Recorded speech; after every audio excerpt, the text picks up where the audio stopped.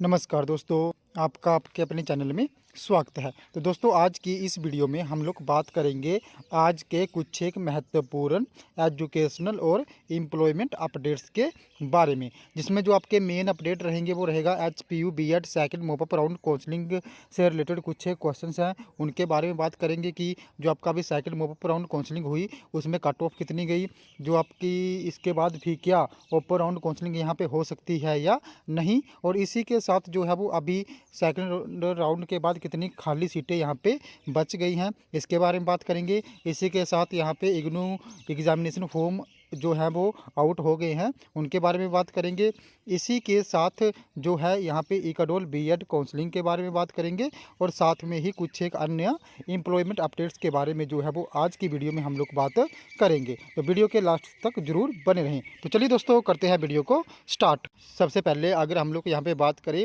इग्नू की, तो इग्नू ने जो है वो यहाँ पे अपने एग्जामिनेशन फॉर्म जो है वो रिलीज़ कर दिए हैं। तो जो भी यहाँ पे इग्नू के स्टूडेंट्स हैं जो अभी टर्म एंड दिसंबर के एग्ज़ाम देंगे, उनके लिए यहाँ पे एग्जामिनेशन फॉर्म जो है वो रिलीज़ हो गए हैं। तो इन फॉर्म को भरने की जो लास्ट डेट है वो यहाँ पे 31 अक्टूबर है। तो जितने भी इग्नू के यहाँ पे स्टूडेंट्स हैं वो 31 अक्टूबर तक अपने यहाँ पे टर्म एंड एग्जामिनेशन फॉर्म्स को जल्दी से जो है वो फिल कर लें।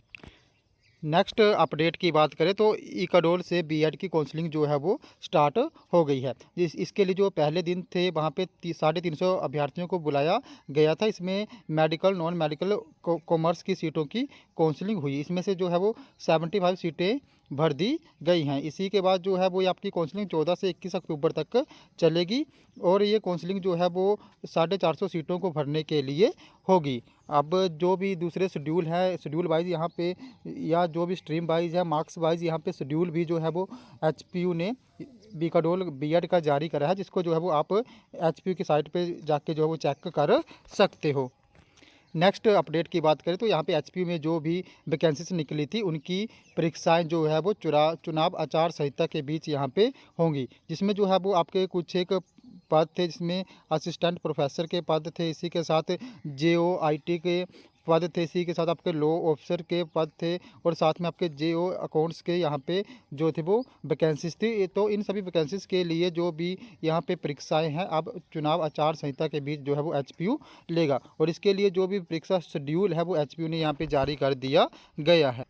नेक्स्ट अपडेट की बात करें तो यहाँ पे वन विभाग में जो है वो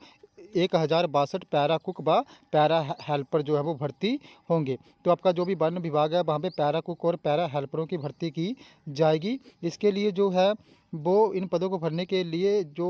कैंडिडेट हैं वो हिमाचली बोनाफाइड होने चाहिए, और उनकी जो आयु सीमा वो 18 से 45 साल के बीच होनी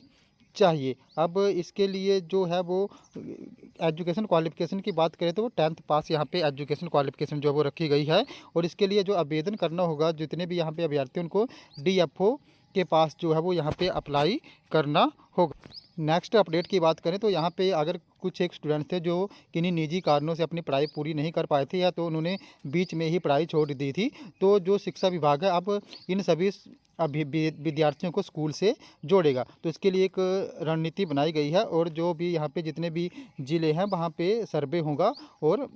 यहाँ पे जल्दी ही जो भी स्टूडेंट्स हैं जो बीच में पढ़ाई छोड़ गए थे किन्हीं निजी कारणों से या कुछ एक अन्य कारणों से, उनको जो है अब स्कूल के साथ जो यहाँ पे जोड़ा जाएगा। नेक्स्ट अगर अब हम लोग बात करें Himachal Pradesh staff selection commission के कुछ एक इंपॉर्टेंट अपडेट्स और नोटिफिकेशंस के बारे में, तो यहाँ पे जो है वो post of assistant superintendent jail post को 915 की यहाँ पे वेटिंग लिस्ट जो थी वो यहाँ पे बोर्ड ने जारी कर दी है। इसी के साथ टीजीटी आर्ट्स पोस्ट कोड 795 की यहाँ पे वेटिंग लिस्ट जो है वो जारी हो गई है। इसी के साथ TGT non medical post code 794 की यहाँ पे वेटिंग लिस्ट जो है वो यहाँ पे कर्मचारी चयन आयोग ने जारी कर दी है। इसी के साथ यहाँ पे जो वेटनरी फार्मासिस्ट पोस्ट कोड 958 है उसके रिगार्डिंग यहाँ पे कि इंपॉर्टेंट नोटिफिकेशन आया हुआ है, और इसी के साथ मोटर व्हीकल इंस्पेक्टर 979 से रिलेटेड भी यहाँ पे नोटिफिकेशन जो है वो कर्मचारी चयन आयोग ने जारी करा है। इसी के साथ जो आपके टीजीटी मेडिकल पोस्ट कोड 793 थी उनकी वेटिंग लिस्ट भी यहाँ पे जारी जो है वो हो गई है। तो ये कुछ एक अपडेट्स थे, नोटिफिकेशन थे जो कर्मचारी चयन आयोग हमीरपुर ने जारी करे हैं। तो आप लोग जो है वो यहाँ पे जो भी आपकी स्टाफ सिलेक्शन कमीशन की ये वेबसाइट है, इस पे जाके ये सारे नोटिफिकेशन यहाँ पे चेक कर सकते हो। नेक्स्ट अगर अब हम लोग बात करें HPU ग्रेस मार्क्स का, यहाँ पे जो भी नोटिफिकेशन आया था उसके बारे में, तो अभी आपको पता ही है कि जो 2015, 16, 17 और 17, 18 के स्टूडेंट्स हैं उनको उनकी डिवीज़न को इम्प्रूव करने के लिए, या कुछ एक जो स्टूडेंट्स थे वो कुछ एक सब्जेक्ट्स में यहाँ पे फेल थे, तो उनको यहाँ पे एक चांस दिया है ग्रेस मार्क्स का HPU ने कि वहाँ पे वो पास हो जाएं। तो उसके लिए जो आपके टोटल मार्क्स थे या जो भी आपके एग्रीगेट मार्क्स थे उसका 1% यहाँ पे आपको मैक्सिमम मार्क्स जो है वो मिलेंगे। अब इन मार्क्स के लिए अप्लाई कैसे करना है, इस पर मैंने एक सेपरेट वीडियो बनाई है जिसका लिंक जो है मैं आपको आई बटन पे दे दूंगा, तो वहाँ से जाके भी आप चेक कर सकते हो, या तो आप मेरे चैनल पे जाके वहाँ से चेक कर सकते हो कि कैसे कैसे आपने अप्लाई करना है। तो जिन भी स्टूडेंट्स यहाँ पे एलिजिबल हैं इन मार्क्स के लिए, जो भी यहाँ पे मार्क्स लेना चाहते हैं अपनी डिग्री को इम्प्रूव करने के लिए या पास होने के लिए, वो जल्दी से जो है वो यहाँ पे HPU में अप्लाई कर दे। तो अप्लाई कैसे करना है मैंने वीडियो बनाई है जिसका लिंक जो है मैं ऊपर आई बटन पे दे दूंगा। अब यहाँ पे लास्ट में अगर हम लोग बात करें HPU B.Ed सेकंड मोप अप राउंड काउंसलिंग की, तो उसका रिजल्ट जो है यहाँ पे पिछले कल जो है वो जारी हो गया है। तो आपने यहाँ पे अपने अलॉटमेंट लेटर जो है वो आपके जारी हो गए हैं, वो कैसे डाउनलोड करने हैं उस पर मैंने एक वीडियो बनाई है, तो आप मेरे चैनल पर जाके जो है वो देख सकते हो। इसी के साथ अगर हम लोग यहाँ पर बात करें कि क्या अभी जो आपका सेकंड मोप अप राउंड काउंसलिंग हुई है या जो चली हुई है, क्या उसके बाद भी यहाँ पे ओपन राउंड काउंसलिंग होगी, तो अगर इसका सही सीधा सा आंसर है, अगर इस राउंड में सीट्स खाली रह जाती हैं तो जो है वो फिर नेक्स्ट राउंड की काउंसलिंग यहाँ पे कंफर्म है कि होगी। यहाँ पे ओपन राउंड काउंसलिंग या सपोर्ट राउंड काउंसलिंग कंफर्म है कि होगी। अगर इस राउंड में सीट्स खाली रह जाती हैं तो होगी, अगर नहीं रहती हैं तो यहाँ पे नहीं होगी। अब मेरे अकॉर्डिंग देखा जाए तो, या जैसे मैं प्रीवियस में देखता आया हूँ कि यहाँ पे जो है वो सीट्स खाली रह ही जाएंगी, चाहे यहाँ पे 100 सीट्स खाली रहे, 50 रहे या 200 रहे, लेकिन इस राउंड में सीट्स खाली रह जाएंगी। तो उसके बाद यहाँ पे कन्फर्म चांस है ओपन या सपोर्ट राउंड काउंसलिंग होने के। अगर हम लोग यहाँ पे बात करें कि जो आपकी कट ऑफ गई है, जो आपकी second move up round counselling अभी हुई, उसके लिए कट ऑफ कितनी गई यहाँ पर, तो यहाँ पे कट ऑफ की बात करें तो अभी आप स्क्रीन पे देख सकते हो कि यहाँ पे एक स्टूडेंट्स हैं जिनको ये 49 मार्क्स हैं और यहाँ पे उनको अलॉटमेंट लेटर जो है वो जारी हो गया है। तो यहाँ पे जो भी आपकी कट ऑफ है वो कॉलेजेस वाइज जो है वो डिफरेंट गई हुई है। तो यहाँ पे कुछ एक कॉलेजेस में जो कट ऑफ है वो 63 भी गई है, कुछ एक कॉलेजेस में यहाँ पे कट ऑफ जो 67 भी गई हुई है, और आप यहाँ पे स्क्रीन पे देख सकते हो कि कुछ एक कॉलेजेस में जो कट ऑफ है वो यहाँ पे 49 मार्क्स भी गई हुई है। तो यहाँ पे मतलब हर एक कॉलेजेस में कट ऑफ जो है वो डिफरेंट गई है। जिन कॉलेजेस की डिमांड ज़्यादा थी उन कॉलेजेस में यहाँ पे कट ऑफ ज़्यादा गई है, और जिन कॉलेजेस की यहाँ पे डिमांड कम थी उन कॉलेजेस में यहाँ पे कट ऑफ जो है वो कम गई हुई है। तो अभी भी यहाँ पे जो कुछ एक स्टूडेंट्स हैं जिनके 60 मार्क्स हैं, 63 मार्क्स हैं या 65 मार्क्स हैं, उनको एडमिशन मिलने का मेन रीज़न यही था कि उन्होंने ऐसे कॉलेज यहाँ पे सिलेक्ट कर लिए जहाँ पे कट ऑफ जो है वो हाई गई हुई थी। मैंने आपको पहले भी जैसे बोला था वीडियो बना के कि आप फर्स्ट या सेकंड प्रेफरेंस जो है वो आप अपने जो भी पसंद के कॉलेज है उनको दे दो,